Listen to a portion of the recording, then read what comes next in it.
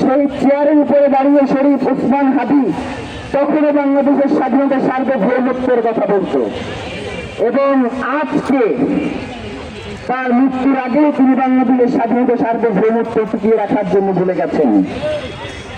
প্রিয় ভাইয়েরা,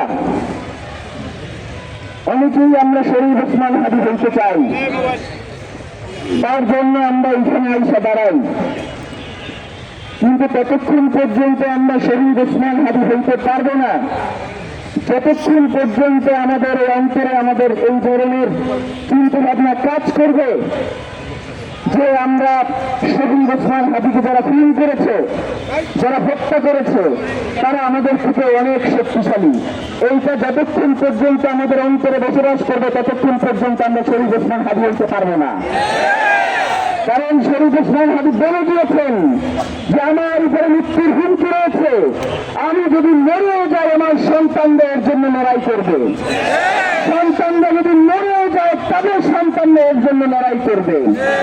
বাংলাদেশে ইনসাফ কায়েম করা পর্যন্ত যুগ থেকে যুগান্তরে এই লড়াই চলবেই চলবে। সুতরাং প্রিয় ভাইয়েরা, আমাদেরকে এই লড়াই চালিয়ে যাওয়ার জন্য আমাদেরকে সেই প্রস্তুতি নিয়ে রাখতে হবে। আমরা বারবার রক্ত দিব না, রক্ত আমরা বহুবার দিয়েছি, 47-এ দিয়েছি, 71-এ দিয়েছি, 24-এ দিয়েছি, পিলখানায় দিয়েছি, সাতরায় দিয়েছি, শুধু কি আমরা রক্ত দিতেই থাকবো? প্রিয় ভাইরা, এই বাংলার জমিনে ইনসাফ কায়েমের জন্য যদি রক্ত দেওয়া লাগে আমরা রক্ত দিব, আবার সেই ইনসাফ কায়েমের জন্য যদি রক্ত দিতে হয় আমরা সেই রক্ত নিব। রক্তের বদলা রক্তই হয়, রক্তের বদলা কখনো সুস্থতা হয় না।